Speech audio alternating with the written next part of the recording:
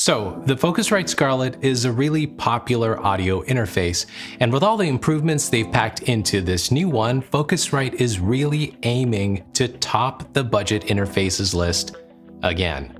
I've been using it for about a week now, and yeah, I have a lot to say and a lot for you to listen to when I compared it to other interfaces. And I was really surprised with this one new feature I'll show you in this video. So I guess let's start with the sound. Listen to some vocals I recorded with it. You've been scared of love and what it did to you. You don't have to run, I know what you've been through. Just a simple touch and it can set you free. We don't have to rush when you're alone with me.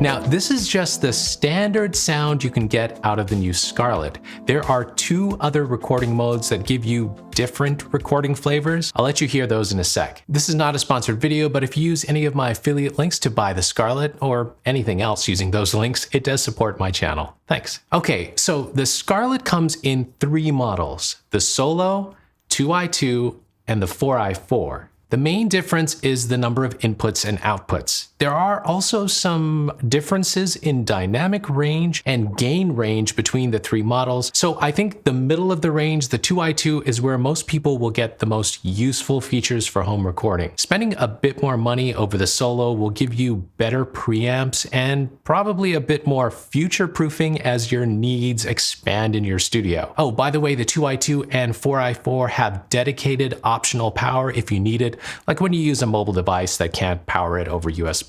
So connect this interface to a Mac or Windows computer or a mobile device, and you can record with a mic, a guitar with a high Z input, or a synth. The 2i2 gives you two 1/4-inch inputs and two mic inputs, which is great because you can record two mics at the same time, or a mic and a guitar, or even a stereo synth. But note that you can only record two inputs at the same time. So even though you can connect up to 4 things, you can't record all 4 at once on the 2i2. And selecting 48V applies to both incoming signals. I prefer interfaces that have dedicated phantom power buttons for each input, like the MOTU M2. More on that later. If you're new around here, I'm Sanjayc. I have lots of videos about music production and the latest music gear on my channel. Consider subscribing if you haven't already. I'll be sure to make it worth your while. So first, they've upgraded the converters over the previous model. And better converters, in a nutshell, means that you have better audio quality, less unwanted noise. Now, with most interfaces that advertise upgraded converters, the difference is hard to hear, and that's what I was expecting from this interface as well. But the better quality is actually easy to hear when I compared it to the previous generation. And it's not just the converters, the mic preamps are excellent as well on this new Scarlett. Gain is better, which means you can use this interface with mics that need a bigger volume boost, like the Shure SM7B, which is famous for podcasters. Focusrite has also improved the dynamic range, and I have to say I'm very pleased with the vocal recordings with the new Scarlett. Better dynamic range will give you better contrast and clarity between loud and soft parts of your recording. Here's a comparison with some other interfaces. You've been scared of love and what it did to you. You don't have to run, I know what you've been through. You've been scared of love and what it did to you. You don't have to run, I know what you've been through. You've been scared of love and what it did to you. You don't have to run, I know what you've been through. You've been scared of love and what it did to you. You don't have to run, I know what you've been through. Which recording did you prefer? Comment below. Now, check this out. Focusrite has two other recording modes that give you different flavors in sound. The first one adds air or presence, and another setting gives you presence and drive. Listen to the differences. You've been scared of love and what it did to you. You've been scared of love and what it did to you. You've been scared of love and what it did to you. You've been scared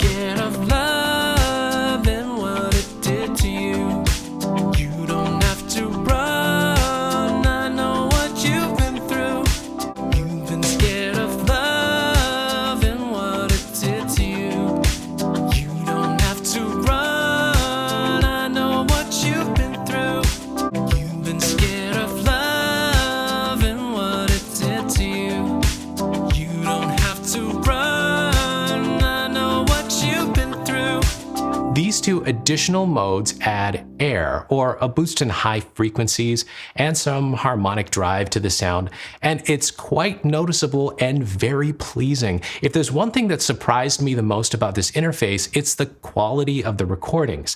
I test lots of interfaces at widely different price levels, and I guess I expect budget interfaces like this one to not surprise me. I should give credit to the microphone I use too. I've recorded my vocals with the LA220 mic. Shout out to Lawton Audio for letting me try this out. This is a great mic for the price. I'm very happy with the way it sounds, and it really provided excellent clarity to let you hear the difference in sounds from the Scarlett recording modes. I'll add a link to this mic in the video description below if you want to read more about it. Now, I have to say something about this air mode. There's something interesting happening in the budget interface world right now.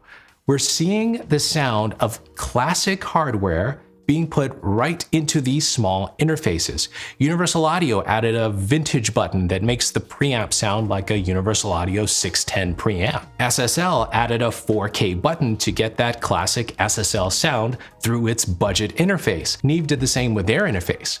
Now, there's something those three companies have in common: a well-known pedigree. All three of those interfaces have descended from a line of classic hardware used on many hit records. And now Focusrite needs to compete. Focusrite consoles aren't as well known as those by Neve and SSL, but that's not stopping them from basing their air sound on their own studio console. They're trying to emulate the sound from their own ISA preamp. Now, here's some food for thought. Should we really care if these preamps sound like the original hardware? If your recording sounds good to you, that's all that should matter, right? And with how good plugins are these days, shouldn't the flattest recording be the only one we really need? I want to hear from you. What do you think of these added modes like air? Have you tried them? Do you care? Comment below. The two additional modes on the Scarlett are very easy to hear in the recordings, which is good and bad. If you really like the sound of that air or drive, then this is a great option to have. At the same time, you are committing to that sound in the recording, which means it can't be undone using software, unlike plugins, which can be tried, tested, and removed. Now, like I said, the Scarlett isn't the only interface with added flavor modes. Universal Audio's Volt interface has that vintage button. Listen to the difference between the Scarlett's air mode and the Volt's vintage mode. Fever dream high in the quiet of night, you know that I caught it. Bad, bad girl, shiny toy with the price, you know that I bought it. Killing me slow, out the window, always waiting for you to be waiting below. Fever dream high in the quiet of night, you know that I caught it. Bad, bad girl, shiny toy with the price, you know that I bought it. And it's new, the shape of your body is blue. The feeling I've gotten, it's ooh, oh, and it's new. The shape of your body, it's blue. The feeling I've gotten, it's ooh, oh, oh. Now, this is up to taste, of course. Use your own ears to decide which one is right for you. So, the question is, will your listener even notice that you've added this flavor to a mix? Adding more presence is supposed to bring a vocal up front in a mix, instead of it sometimes hiding away. Listen to the vocals in the mix with the Scarlett Air button activated, and then without. I can see it in your eyes, 'cause they never tell me lies. I can feel the body shake, and the heat between your legs. I can see it in your eyes, 'cause they never tell me lies. I can feel the body shake, and the heat between your legs. Okay, so better converters, check. Air modes, if you like them, check. But the Scarlett has a couple other big features which are useful. And wow, one of these really surprised me. On the 2i2 and the 4i4, you get auto gain. Press the auto button and sing or play your instrument, and it will set your input gain automatically. This isn't new to the interface world. I tested this on the Audient Evo, which is a cheaper alternative. It's a convenient feature if you're new to recording, but once you get the hang of setting your gain, I really prefer to set it myself. Maybe it's just old habits.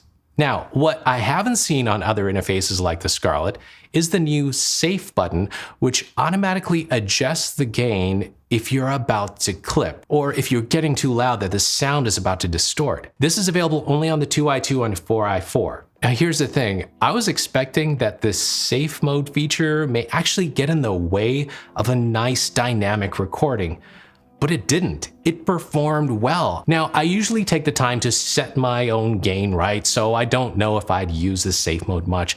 But let's say you're recording a podcast. This would be useful if you or a guest suddenly gets super loud on the mic. Now, when I compared the Scarlett to a few other interfaces, a few things stuck out. So Focusrite has improved the headphone output, which means you get decent headphone volume. I say decent because some competitors performed better.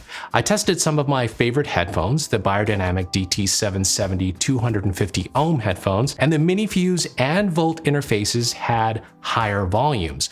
I think the Scarlett headphone output is fine when mixing, but when monitoring my voice and the music when I recorded, I couldn't get it at a good level, and that was made more challenging with the omission of a direct monitor balance knob. You can find this control on a few interfaces, and it's really useful to balance the volume of your music and the direct microphone signal, and it's kind of useful when you're recording vocals. This knob is included with the Arturia MiniFuse interface, and I wish more interfaces had it. The Volt, MiniFuse, and M2 interfaces by MOTU come with MIDI ins and outs built in.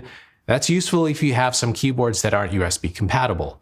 The MiniFuse also has a USB port in the back to connect some USB gear like a MIDI keyboard. The Scarlett benefits from a little better dynamic range than the other interfaces I've mentioned in this video, except one. The Scarlett sound is now in MOTU M2 territory, and that's a big deal since the Scarlett has not performed as well as the MOTU M2 in my past videos. Now, I haven't been a fan of Scarlett interface meters in the past. I prefer meters on M Audio and Native Instruments interfaces. And remember, at the same price, you can get the MOTU M2 with fantastic meters. That said, the meters have been improved on this new version of the Scarlett. You actually have lights that go up and down on the input and output knobs. But if you're setting gain yourself, these are still kind of difficult to notice from the corner of your eye. But it's definitely nicer than the gain meters on the Arturia MiniFuse. So I want to talk about price, but before I do, if you're writing songs and producing music at home, you should share them with the world. It's super easy to get your music out there using DistroKid, the sponsor of today's video. DistroKid lets you upload your music to Spotify, Apple Music, YouTube, Pandora, pretty much everywhere. Best of all, they make it really easy. Just upload your track, add some artwork, and they do the rest. DistroKid also collects earnings for you when your listeners play or purchase your music. And they'll help you market your music with tools built right in. A hyperfollow page lets you share your latest music with your friends on Facebook or anywhere you can share a link. And they can easily follow you to get notified of your upcoming releases. I've actually created 2 dedicated videos on DistroKid to give you all the details. You can watch those right here. And if you're ready to sign up, I'll include a link in the video description that will give you 7% off your first year of DistroKid membership. So price. The retail price of the Scarlett 2i2 is $200 right now. This is a bit steep compared to some of the competition, but all budget interfaces have slowly been going up in price. Right now, you can get the Volt 2 for $190, the MiniFuse 2 for $150, and the Evo 4 for $130. And at the same price as the Scarlett 2i2, $200, the MOTU M2 is a worthy alternative. I have a feeling Focusrite will drop the price slightly to compete, which will be great if or when that happens. A quick word about latency. Latency is the delay between what you send to your computer and what comes out, pretty much your ability to record in time to the music in your headphones. The Scarlett latency is low enough when I added some reverb when monitoring, but you're not going to get zero latency. This is not a deal breaker for me since I always use direct monitoring to get around it. The Scarlett comes with some free software including Ableton Live Lite, Auto-Tune Access, Marshall Jubilee, Massive, some Focusrite plugins, Addictive Keys and Drums. It's a really nice software package, one of the best I've seen. Focusrite also included software to control the Scarlett from your computer. You can adjust gain and activate different modes here. By the way, the Scarlett has loopback, so you can record your computer's audio and your mic at the same time. great for live streaming. The build quality of the Scarlett is on par with previous versions of this interface. The metal body wraps around the top and bottom, and you've got plastic in the front and the back. I think Focusrite has raised the bar on entry-level interfaces with the new Scarlett. They've added some nice features, and the recording quality is excellent. If you like having the added flavor that the presence and drive modes give you on the Scarlett, I suggest you also consider the Universal Audio Volt interface or the SSL2. I think Focusrite needs to keep the price down to compete, but if you do decide to buy this, I think you're going to be very happy. I'll include links to purchase the Scarlett and any of the other interfaces I mentioned below this video. Hey, if you enjoyed this video and want to support my work, check out my sample packs and virtual instruments on sanjayc.com. Simple, great tools that I myself find inspiring. If you've got questions or comments about the Scarlett Gen 4, leave it in the comments below and we can chat about it. Keep making the music you love. Bye.